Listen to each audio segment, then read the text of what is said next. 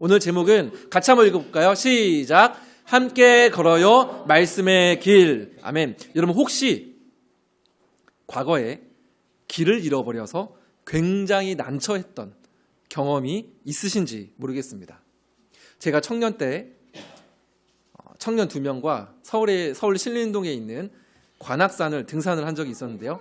가운데 악자가 들어가는 산은 다 험한 산인 거 알고 계시죠? 치악산, 설악산, 관악산, 이 악이 들어있는 굉장히 힘든 산인데 처음에 한 2시간 정도는 잘 올라갔습니다. 그런데 가면 갈수록 이게 길이 맞나? 싶은 거예요. 가끔 아저씨들이 지나가요 하면서 앞으로 가는 아저씨들이 가끔 있었는데 한 2시간 정도 가니까 지나가는 아저씨들도 없는 거예요. 야, 이거 어떡하지? 근데 이미 내려가기에는 너무 늦었어요. 왜냐하면 바위 같은 거를 막 짚고 올라가고 막 꼬불꼬불하고 막 그런 길을 이미 해서 막 2시간을 올라갔기 때문에 다시 내려갈까 생각할 이 생각조차도 들지가 않았습니다. 거기다가 이제 꽤 많이 올라간 상태에서 뭐냐면 이제는 흙길이 없어요. 바위와 바위를 이렇게 넘어야 되는 그런 길만, 이걸 암벽 등산이라고 하는데 그런 길만 계속 나오는 거예요. 이게 너무나도 진짜 겁이 났습니다. 발을 한번 잘못 디디면 그냥 낭떠러지로 굴러 떨어지는 그 길을 저를 포함한 3명의 청년이 등산을 하고 있는 거예요.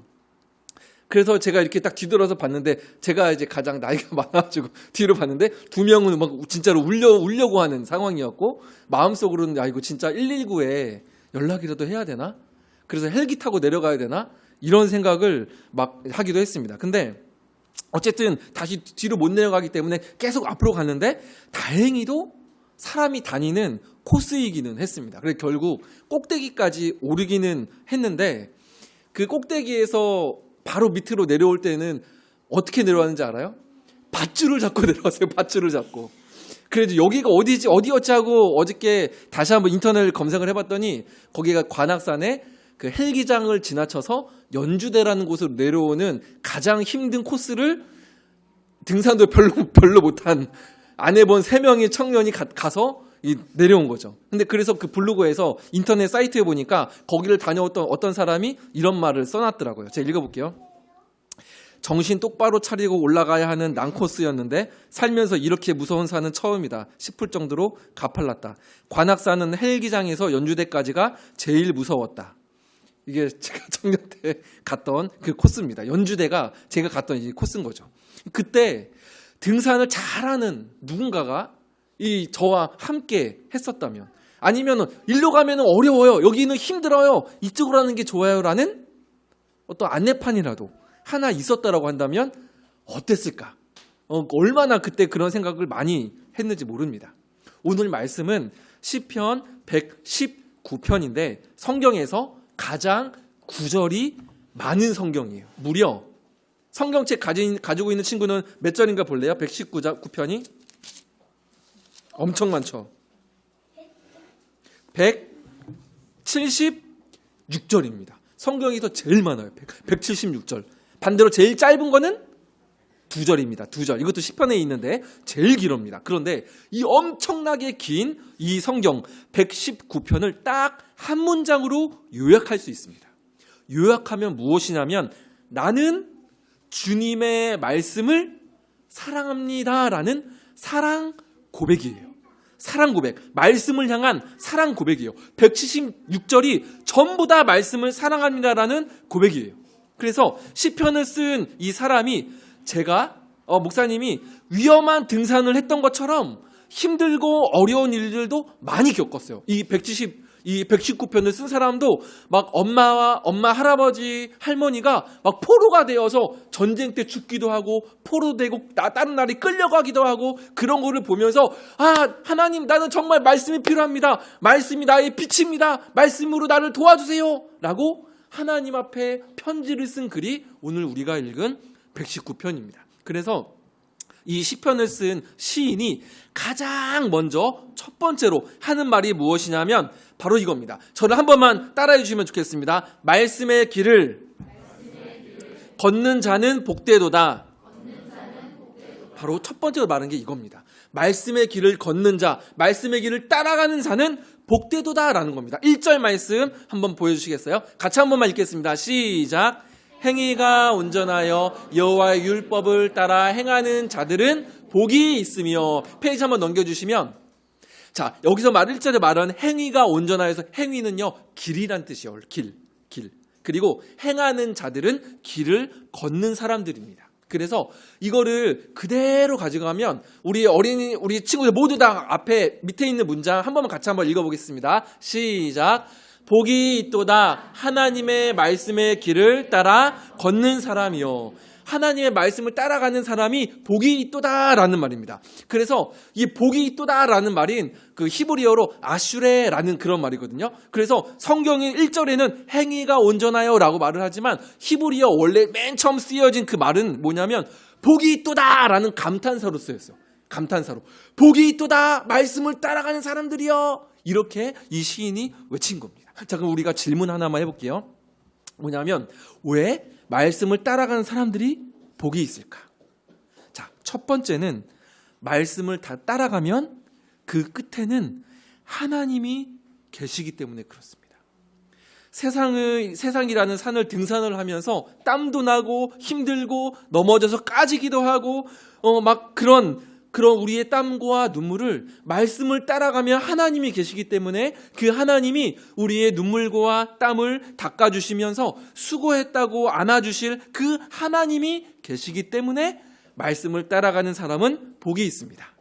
그러니 매주마다 우리에게 주시는 그 말씀을 마음으로 받고 작은 말씀 하나라도 어떻게 우리가 순종하고 실천할 수 있을지 고민하는 그러한 은혜가 우리 모두에게 있기를 간절히 소망합니다. 그런데 그게 끝이 아니라 말씀을 따라갈 때 누릴 수 있는 두 번째 복이 있습니다. 그것은 무엇이냐면 부끄러움을 당하지 않습니다. 자, 저를 한 번만 따라해 주세요. 말씀을 따라가면 부끄러움을 당하지 않습니다. 자, 6절 말씀 같이 한번 읽겠습니다. 시작. 내가 주의 모든 계명에 주의할 때에는 부끄럽지 아니하리이다. 아멘. 계명에 주의할 때에 이 119편에는 말씀을 표현하는 여러 가지 단어들이 있습니다. 계명, 증거, 말씀, 이런 부분들이 많이 있는데 주의 모든 계명, 모든 말씀에 주의할 때에는 부끄러움을 당하지 않는다는 거예요. 자, 우리 친구들 혹시 부끄러움을 경험해 본 적 있어? 부끄러웠던 적? 언제 부끄러운 적이 있어? 그치, 발표할 때. 사실은 목사님도 지금 부끄러워하고 있어. 아니네. 목사님도 부끄러워하고 있습니다. 목사님이 사실은 이번 주에 짧은 일기 같은 거를 썼는데 어떤 일이 생기냐면 내가 제일 부끄러웠을 때가 언제였을까? 이거 일기를 썼어. 일기를 썼는데 이게 언제냐면 초등학교 6학년 때. 줄넘기를 하는데 짝을 지었다. 가나다라 마바사에서. 근데 목사님이 짝이 됐어. 줄넘기. 나는 그 친구의 줄넘기 개수를 세워주고 그 친구는 목사님의 줄넘기 개수를 세워주는 거야. 근데 임상태, 임효정 그러는 거야. 임효정이라는 말을 듣는 순간 목사님의 얼굴이 빨개졌어. 왜냐하면 효정이는 목사님 반에서 제일 이쁜 아이였거든. 제일 이쁘고 공부도 1등이었어.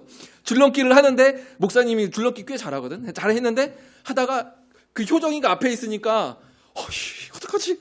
하다가 몇 개 못했어. 이제는 효정이가 줄넘기를 하고 목사님이 이제 세는데 하나 둘 셋 넷 달려 한 40분 되니까 어떡하지?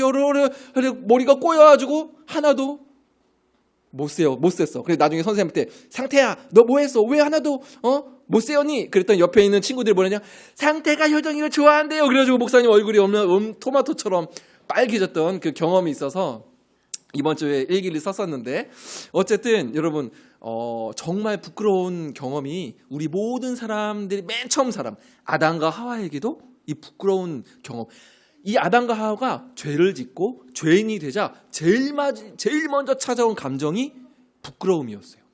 성경에 보면 서로 벌거벗은 것을 보아서 부끄러워서 잎사귀로 치마를 만들어서 입었어. 그리고 하나님한테 심판을 받을까 봐 어디에 숨었지?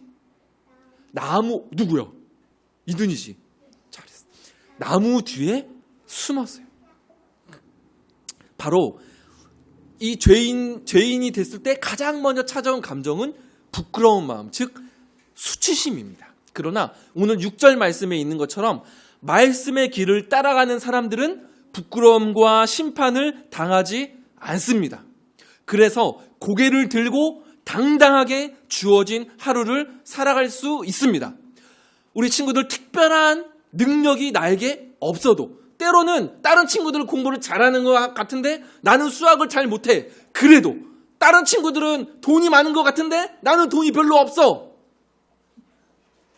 그래도 우리 집 딸들은 저보다 돈이 더 많은 것 같은데 어쨌든 그래도 베드로 사도가 이렇게 말을 했죠. 은과 금은 내게 없거니와 나사렛 예수 그리스도의 이름으로 일어나 걸으라. 말씀으로 인한 담대함이 우리 모두에게 있기를 간절히 소망합니다. 무엇이 없어도 우리가 말씀을 따라갈 때에 우리는 고개를 들고 들어갈 수가 있는 거죠. 우리에게 말씀이 우리를 죄를 이기게 하고 죄를 멀리 하기 때문에 죄를 지으면 우리는 고개를 숙일 수밖에 없습니다. 그러나 우리 예수님을 믿는 그리스도인들은 말씀이 있기 때문에 죄를 멀리하게 되기 때문에 당당하게 오늘 하루를 살아갈 때 고개를 들고 살아갈 수 있는 사람이 우리 그리스도인 줄 믿습니다. 자, 두 번째로 말씀을 따라가는 방법인데요. 목사님 한 번만 따라주시면 감사하겠습니다. 말씀을 따라가는 방법. 하나님의 마음을 아는 사람이 말씀을 따라갑니다. 마음을 아는 사람이 말씀을 따라갑니다. 2절 말씀 한번 같이 읽겠습니다. 시작. 여호와의 증거들을 지키고 전심으로 여호와를 구하는 자는 복이 있도다. 여호와의 증거들, 말씀을 지키고 전심은 온 마음으로야. 그치? 온 마음으로 여호와를 구하는 자는 복이 있도다. 여호와 하나님을 구한다는 것은 하나님의 마음을 구한다는 거예요. 예를 들어서 이런 건 아니에요. 잘 들어보세요. 하나님, 이 말씀 제가 지켰죠? 됐죠? 저 끝이죠? 됐죠? 아닌 것 같지? 목사님 말투만 들어봐도 아닌 것 같지? 말씀을 지켰어도 그 말씀을 주신 하나님의 마음을 알지 못하면 얘들아 진짜 지킨 게 아니에요. 예를 들면 이런 거죠. 부모님이 말씀하세요. 친구한테 사과해야지. 아유, 엄마는 참 미안해.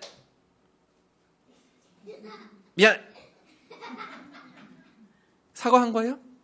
아니죠. 엄마 아빠의 마음을 안 거예요? 모른 거예요? 모른 거예요. 그죠? 말씀을 잘 듣고 따라가는 방법은요. 말씀을 주신 하나님의 마음을 아는 거예요. 자, 퀴즈 하나 내볼까? 요거는 선물인 없기는 한데 한 내볼게. 예수님 시대에 하나님의 마음을 놓쳐버리고 1번만 가지고 난 지켰어 했던 사람들 어떤 사람들이 있을까? 대제사장 딩동댕 또 있어. 또 누가 있을까? 그치, 제사장. 누구? 사울. 맞아, 사울도 맞아. 사울도 내가 말씀을 이렇게 했었지. 또 이준이? 맞습니다. 다 정답을 말을 했죠. 그래서 예수님이 이 하나님의 마음을 버려버리고 이것만 지키는 사람들아 하면서 예수님이 엄청 그 사람들을 혼내기도 했죠. 자, 말씀을 잘 듣고 따라가는 방법은 말씀을 주신 하나님의 마음을 아는 것입니다. 그래서 기도하면서 하나님의 마음을 느끼고 말씀이 우리의 몸이 되어서 이 땅에 오신 예수님을 바라볼 때 우리는 하나님의 마음을 알 수 있고 말씀을 따라갈 수 있어요. 내가 말씀을 지킬 거야 해서 어느 정도 지킬 수는 있지만 한계가 있어요. 정말로 하나님 마음을 알았을 때 이 말씀을 지킬 수 있는 힘도 하나님이 주시는 줄 믿습니다. 오늘 말씀을 정리합니다. 말씀의 길을 걷는 자는 복되고 행복합니다. 왜입니까? 그 길 끝에 하나님이 계시며 그 길을 걷는 우리는 오늘 하루 말씀을 붙들고 있기 때문에 고개를 당당히 들고 살아갈 수 있는 줄 믿습니다. 두 번째, 또한 하나님의 마음을 아는 사람이 말씀을 즐거이 따라갑니다. 내가 말씀을 읽고 아무리 큐티를 하고 해도 하나님의 마음을 놓치면 말씀을 따라갈 수 없습니다. 때문에 하나님 마음을 내가 알기를 원합니다라고 하는 기도와 또한 예수님을 바라보면서 그 마음을 같이 갈 때에 그 말씀을 우리가 온전히 따르고 그 길 끝에 계신 하나님을 만날 수 있습니다. 끝으로 사랑하는 모든 우리 부모 세대, 장년 여러분, 우리의 자녀들, 다음 세대에게 줄 수 있는 가장 큰 선물은 말씀을 따라간 우리의 발자취입니다. 나의 재산이나 유산이나 그런 것이 아니라 말씀의 유산입니다. 명석한 머리와 많은 재산을 물려줄 수는 없어도 말씀에 순종했을 때 일하시는 하나님을 내가 우리의 자녀들에게 보여줄 수 있다고 한다면, 경험시킬 수 있다고 한다면 더 이상 여러분 무엇이 필요하겠습니까? 부모가 자녀에게 남겨질 수 있는 가장 큰 유산은 말씀과 씨름했던 흔적, 그 유산, 말씀과 내가 씨름했을 때에 하나님이 그 나의 씨름을 보시고 역사하여 주신 그 하나님의 임재를 우리가 유산으로 물려줄 수 있어야 되지 않을까요? 그것을 위해서 기도하며 하루하루 우리에게 주신 성경과 정기 구독하신 매일 성경을 벗삼아서 고개를 들고 하루하루 살아갈 수 있는 우리 모두가 되기를 주님의 이름으로 간절히 소망합니다.